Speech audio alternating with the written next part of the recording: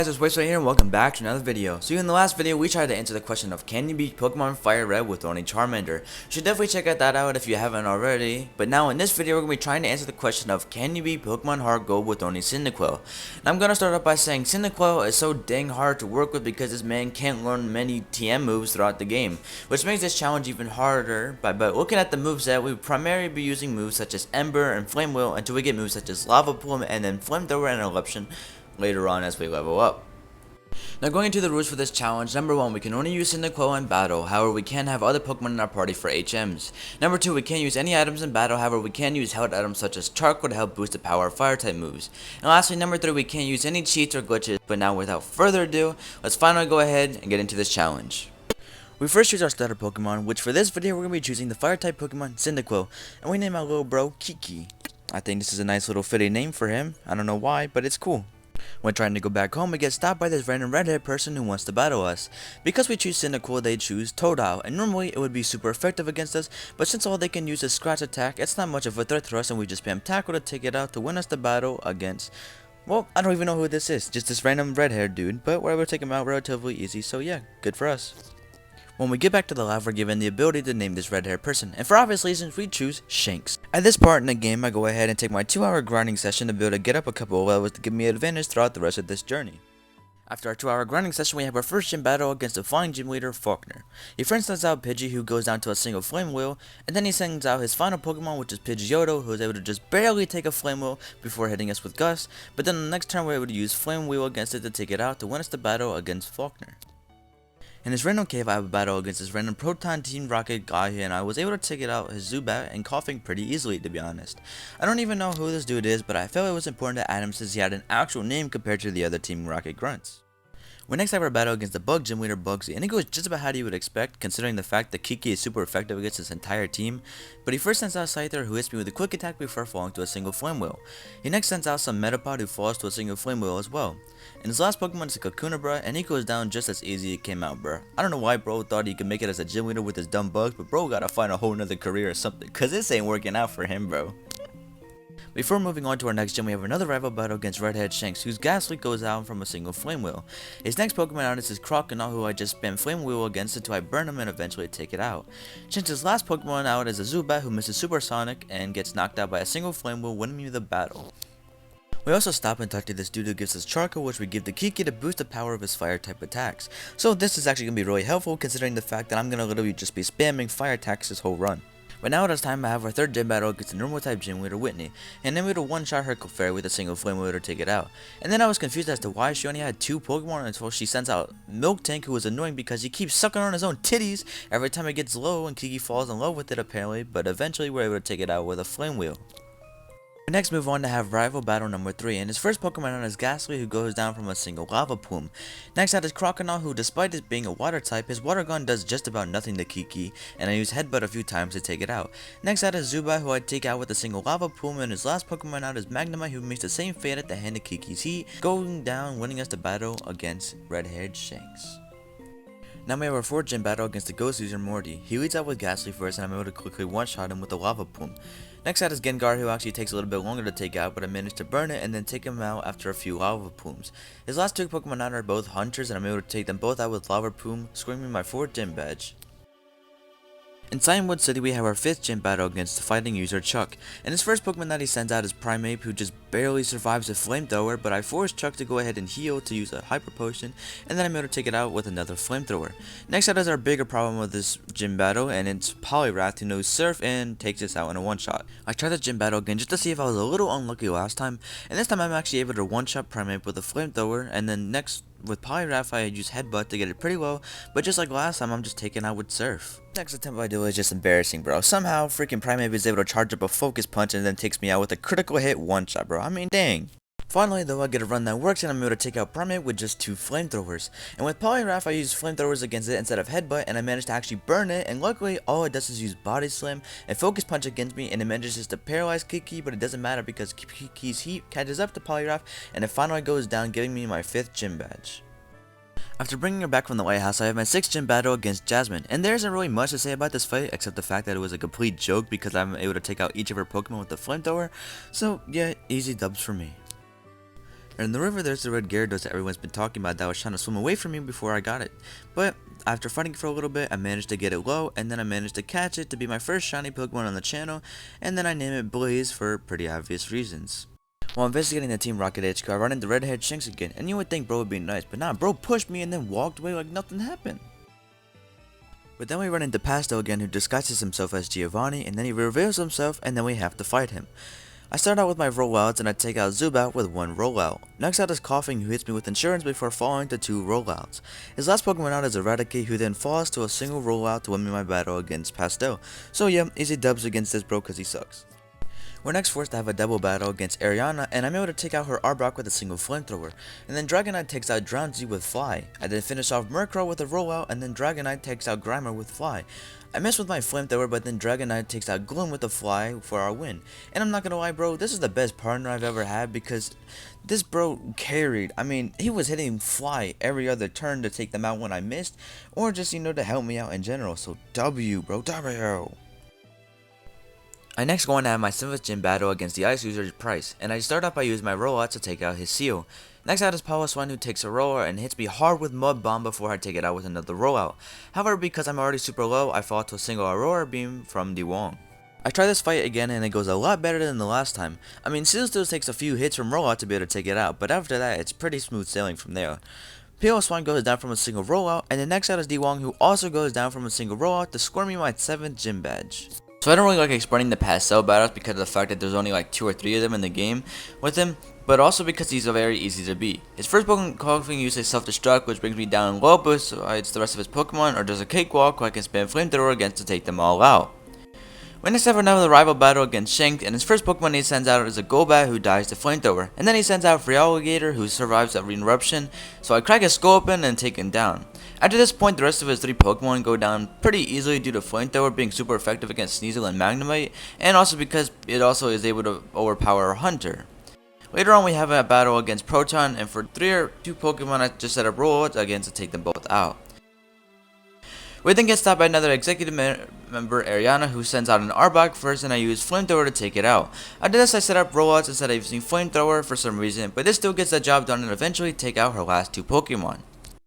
Before we can stop the machine thing, I have to fight Archer, and I first set up with rollouts to take out his Houndour and Coughing, but I get poisoned and rollout misses against Houndoom, and I die from getting hit by poison. This time I try again with a different strategy, and I use Headbutt to take out Houndour, then a Flamethrower to take out Coughing, and I use Eruption, then Headbutt to eventually take out Houndoom.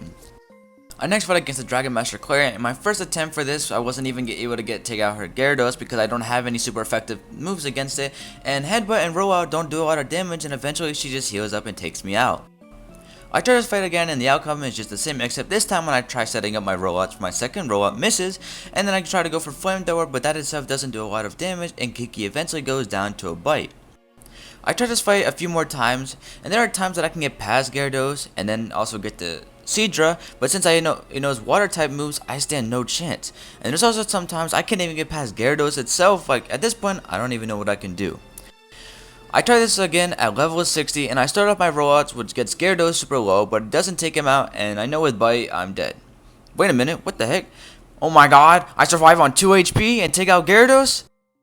Next out is Kingdra, who goes down from a rollout, and then next is Dragonair, who survives a Flamethrower, and then Aquatail just, oh my god, again, Kiki survives on 7 HP and takes it out with another Flamethrower. And then next, critical hit Flamethrower to take out the whatever the hell it's called. Bro, this one was crazy luck, but I mean, a win is a win, and I'm happy about it.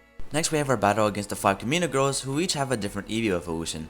The first is Embryon, who confuses me but falls to 2 Flamethrowers. Next out is Espeon, who I one-shot with an Eruption. Flareon, who goes down after getting hit a few times by Rollout, Jolteon, who paralyzes me before falling to a final Flamethrower, and lastly Vaporeon, who, well, yeah.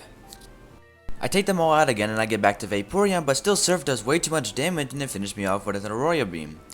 Again I try and get it super low by spamming Headbutt, but of course it finished me off with a quick attack, bruh. I don't know why, but for some reason my recording decided to only show the end of the fight, but basically what happened was I kept battling all of them over and over again to grind levels until I got to level 67 to do enough damage to finally take them out and defeat the Camino girls.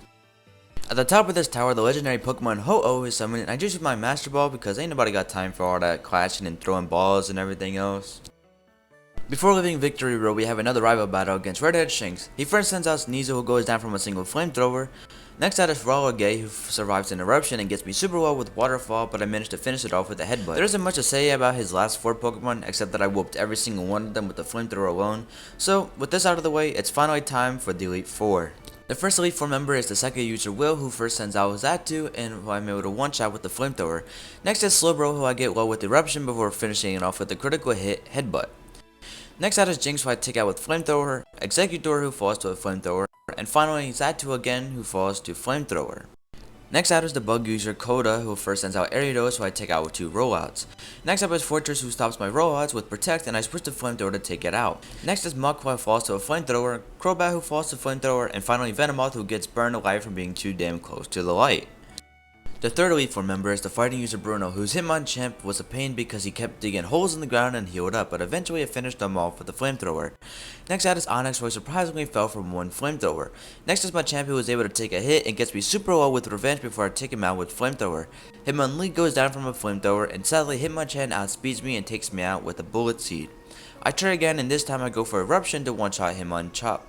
Onyx manages to survive Flamethrower this time and goes for Earthquake before healing up, and I take it out with an Eruption. Next up, my champ, who again survives Flamethrower and gets me super low with Rock Slide before falling to a final Flamethrower. I take out Hitmonlee again with Flamethrower, but then again I fall to Hitmonchan. After memorizing what moves one-shot each Pokemon, the next attempt is actually pretty easy. Hitmontop goes down from an Eruption, Onyx goes down from an Eruption, Machamp goes down from an Eruption. Lastly, Hitmonlee falls to Flamethrower, and Hitmonchan takes a Flamethrower before Thunder punching me and healing up before falling to 2 hits from Kiki's hard head. The last Elite 4 member is the Dark user Karen, whose Umbreon goes down from 2 flamethrowers. Next up is Houndour, who will start a rollout against to take it out. Next is Gengar, who survives a rollout and sucks the PP out of it before healing up and falling to another rollout. Lastly, Vileplume falls to a fully charged up rollout, and Murkrow gets cooked by flamethrower. Finally, now we're brought up against the champion Lance, and his Gyarados is just something else. I mean, like, damn, bruh, 2 waterfalls is enough to take Kiki out. The next attempt I try Eruption, which almost does half of Gyarados' health, but the outcome is still the same and I fall to Waterfall. I decided I'm gonna have to need to grind up again, but I'm not gonna grind to Victor Road for 20 hours, so what did I do? Well, if you watched my first Pokemon challenge where I tried to beat Pokemon Pro with only Chimchar, then you remember that to save time for grinding, what I did was rebattle the first Elite 4 member over and over again since he filled up my XP bar halfway each time. And that's exactly what I did for this challenge, except I was able to take out each of the Elite 4 members more easily to the point that I had a specific strategy for each of the Pokemon to take them each out in a one-shot to speed this whole process up. And at finally level 100, I try again, and now I'm able to take out Gyarados with 2 rollouts and take out Aerodactyl and 2 of Lantis Dragonites before having to restore my rollouts and eventually get paralyzed and die. I try again and the same thing happens, except this time I'm able to take out Gyarados, Aerodactyl, and 2 Dragonites with rollout, and then this time I use 2 flamethrowers to take out the last Dragonite, however getting paralyzed. Like this last Pokemon out is Charizard, who scratches me up a little bit before falling to 2 final rollouts. So now finally I've managed to beat HeartGold with only Cyndaquil, right? Well no, see usually the end of the game is when you've beaten the champion, however in this game the real final boss is against Red, and while I could have said this is the end, I wouldn't feel truly accomplished if I didn't at least try to beat Red. Now that we're in Kanto, we have to beat all 8 of the gym leaders before we can challenge Red. And to be honest, for the first few gyms I challenge, I don't really have to explain them. I mean, the same thing literally happens with each of them. I'm able to just spam Eruption each gym battle, which does 150 damage if Kiki's at full health, so they don't stand a chance.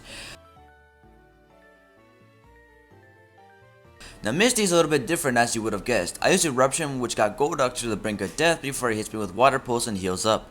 I then switch to my rollouts and take it out. Next out is Quagsire, who is a little difficult to take 2 rollouts to take it out.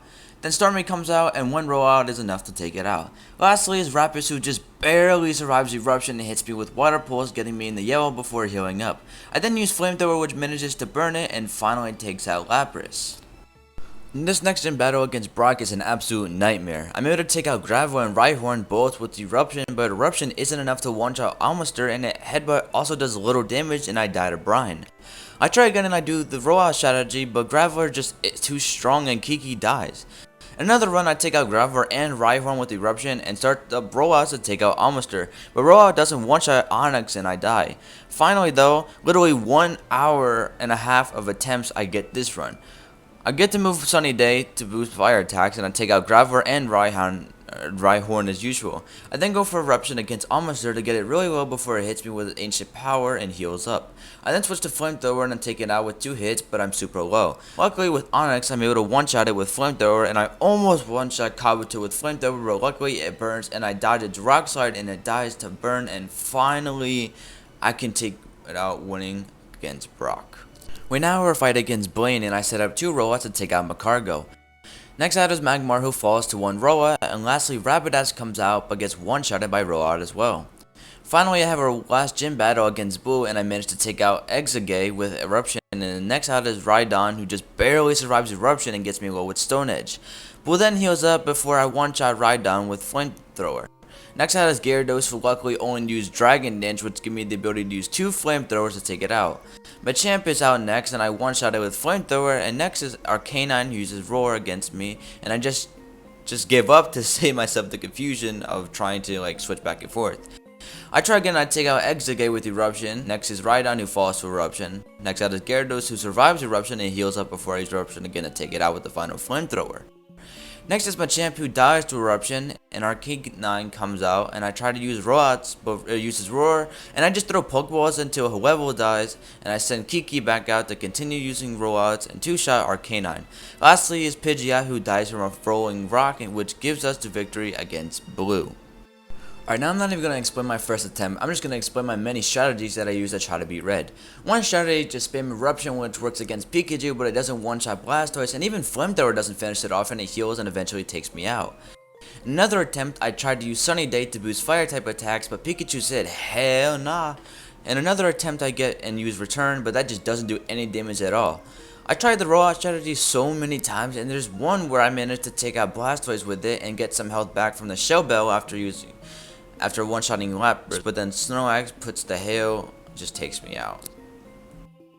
I eventually took a long time in the game spot and Golden Rod to get 4,000 coins to buy Double Team. Even with Double Team, I wasn't able to set them off because I got hit every time I Focus Blast, and even after using all 6 Double Teams and switching to Rollout, I still got hit. I even swapped Eruption with Sunny Day to try and do a Metronome Flamethrower plus Sunny Day, but for some reason Flamethrower stopped being a one-shot against Pikachu. I then came up with the rollout and Shell Bell strategy, and I tried this so many times, and the only way this works is if I get lucky enough to critical hit Blastoise with the 3rd rollout, so that Lapras I can one-shot it and get half health back, and then against Snorlax, and I can one-shot it and be put at full health. But when I finally got this perfect run, Kiki wanted to miss, and I died to Lapras, bruh. Literally at this point I almost started crying because each of the 3 times I've sat down to try and beat this, I played for hours of repeated attempts, and to get a perfect run and miss literally broke me, bro. Like I literally got up, started petting my cat, eating fruits just to try to make myself feel better, bro. I knew this strategy of luck wasn't going to work and it would take so long, and I was looking for something that could help me counter the hail with using Sunny Day to keep some health, and that's when I came across Leftovers, which heals 1/8 of your max health each round, and usually you can get this from laying down Snorlax, but of course I killed it without realizing it, and the only other way to get it is if you stole it off a Koga Swellet, and this alone was a pain because you need a Pokemon with Mold Breaker to get past its ability and someone that can learn Thief, and Kiki doesn't have either of that. So this kind of defeats the point of the run of only using Kiki, but for this point what I'm doing, I consider it okay, sort of, because it's not part of the run since I already beat the Elite Four. And it's not like this was easy. I had to wait and try 5 different times to catch Pinsir during the Pokeball contest, and then that wasn't enough because Floyd also used Sludge Bomb each time and one-shotted Pinsir, so I had to get a Slowpoke to learn Trick Room. And after a lot of attempts, I managed to get off a Trick Room so that would be able to move first and use Thief, so finally after 3+ hours of unrecorded footage, I got the Leftovers and I went back to fight Red. And I even after this I wasn't happy with the strategy getting Leftovers because I was using Pokemon other than Kiki in battle, sort of. But then I understood that at this point, after playing for 6 hours of attempts so far and failing against Red, I was tired of it and I needed something new. I introduced every strategy, every held item such as the Metronome and CHARGO and Choice Specs, and none of it had worked. Even using Leftovers wasn't a guaranteed win because I have to get lucky enough to evade all Blastoise attacks and hit all my rollouts to have enough health at the end. But this time I got lucky and I got all the way to Charizard, but sadly I fall to Wing Attack. After about an hour of playing, I want to stop, but I keep going closer to winning, so I know I can't stop. And I start setting up my double teams, and unfortunately I got get hit by Focus Blast, and I hit a critical hit rollout, which gets Blastoise low to where Red heals. And this is bad because I will run out of rollouts after Blastoise. And I have to set up the again, but luckily somehow I get another rollout, which I use to take out Lapras. I had to reset rollout against Snorlax. Luckily, I finally get lucky to where I'm able to dodge all of Snorlax's attacks and take it out with only 4 rollouts. Then rollout demolishes Venusaur, and now I have to reset rollout against Charizard. And oh my god, he misses Dragon Pulse, and I won one more rollout to finally take it out and finally beat Red. Now, I reset it a lot of times, so the game timer always went back to the same time, and I only calculated around 20 hours of saved gameplay, but in reality, it was around 40 hours of gameplay and attempts together, and I can finally answer the question after this of, can you beat Pokemon HeartGold with only Cyndaquil? Answer is yes, you can. Now, if I got leftovers from Snorlax, this wouldn't have taken the 8 hours of attempts against Red in total, but I mean, after how long it took, I made the win feel even better. And for playing the game for my first time, I don't think it was that bad. But for some reason, this game still might be my least favorite out of all 6 of the generations. Or not all, out of the first 6. But out of all the challenges I've done, this game has been the hardest and most time consuming, being at 40 hours, which surpasses The Last of Us Part 2 on grounded mode per chapter permadeath, which took 28 hours, making this the hardest challenge yet. But I still beat it, and that's all that matters. But in the next video, I will try to answer the question of, can you beat Pokemon Ruby with only Torchic? I'm hoping it will be a lot of fun, and hopefully it takes less time to beat, but I hope you guys enjoyed this video. I'm sorry it took 2 weeks to make, just with Brock and Red being so incredibly hard to beat, it took an extra week. But thank you guys so much for watching, and I'll see y'all in the next video. Peace.